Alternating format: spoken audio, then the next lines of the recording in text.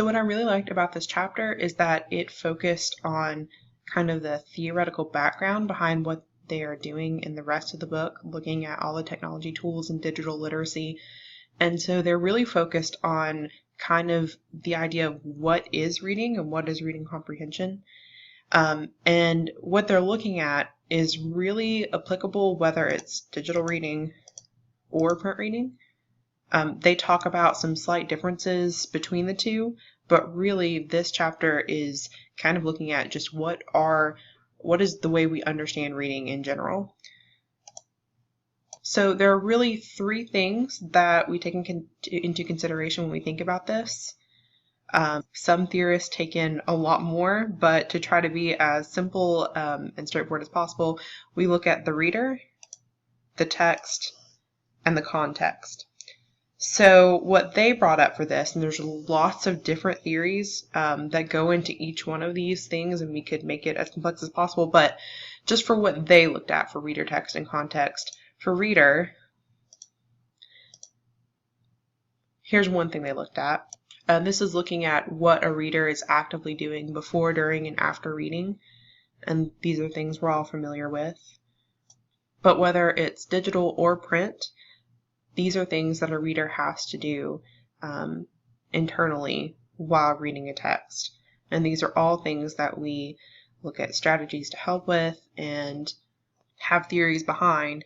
But this is one aspect of the whole reading process is what a reader is doing.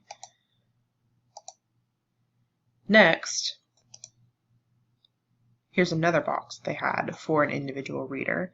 So we're looking at motivation, prior experience, their fluency, their vocabulary, all these things we have to take into consideration when thinking about a particular reader.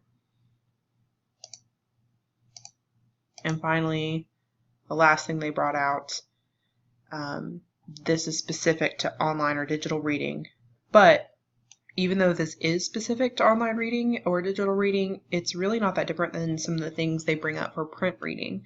So skills and dispositions toward reading ebooks and online. So that's specific to online, but if you look at the other one, you'll notice it talks about previous experiences with reading in general, specific genres and authors.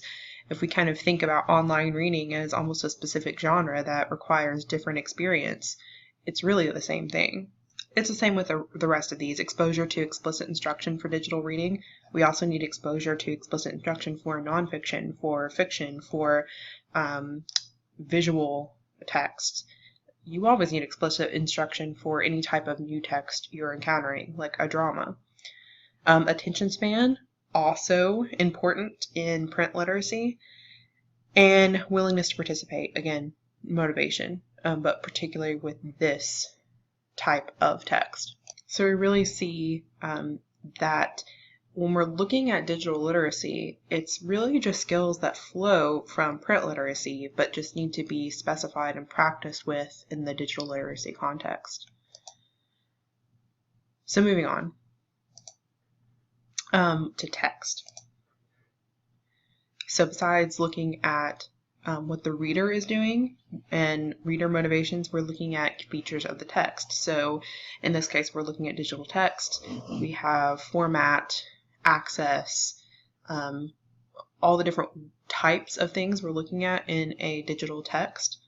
Again, this is similar to text considerations for print texts. And here are some examples. So in print text, we have headings, subheadings, figures, font styles, table of contents, hypertextual ones, links, sitemap, interactive graphics, audio and video. These things are all things we have to teach. There are new ones with digital literacy, but it's not really that different than what we have to teach with print texts. They need exposure to these things in context. They need exposure to these things in context. So context. This is a chart from the book, but it was a little bit hard to read in the book, so hopefully this will be a little easier. So hopefully we all know how important context is for a reading experience for a reader and a text. We all know the importance of learning socially, and hopefully we know the importance of learning in a specific situation, kind of real world context. And the context you put a text or a reader in is extremely important to them engaging with that text and learning.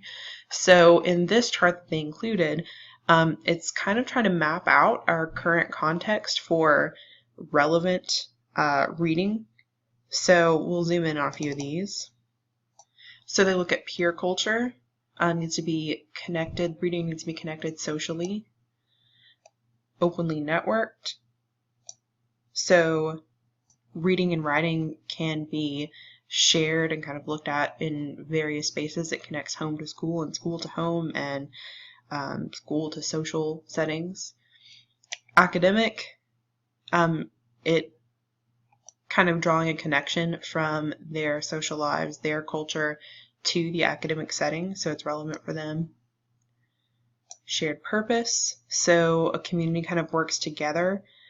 For instance, it emphasizes cross-generational learning and connection, so it puts them not just in this isolated thing about you're just a teenager and you're working just in school, but connects them to larger community purposes.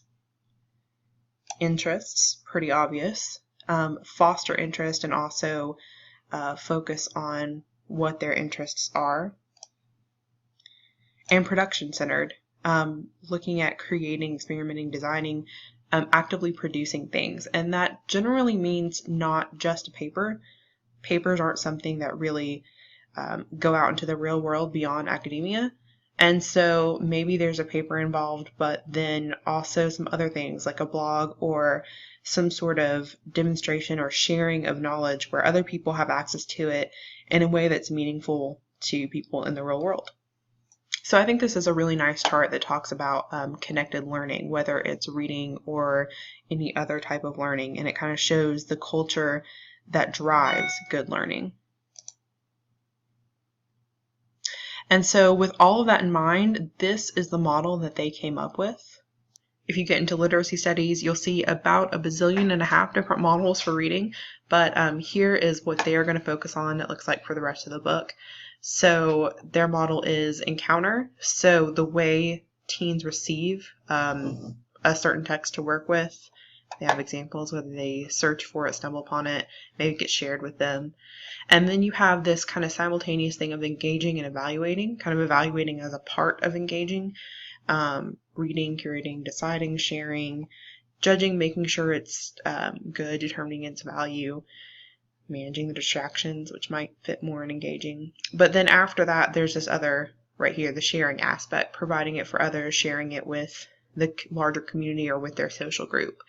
So they're going to kind of break down these different parts and show how we can help students develop on each of these steps, ways they encounter it, thinking actively about that, evaluating and engaging with it, and then sharing it with the wider world. How students can look at that, but also how teachers can look at that and become more effective in all of these steps at reaching out to students and providing rich digital literacy experiences. And that's it.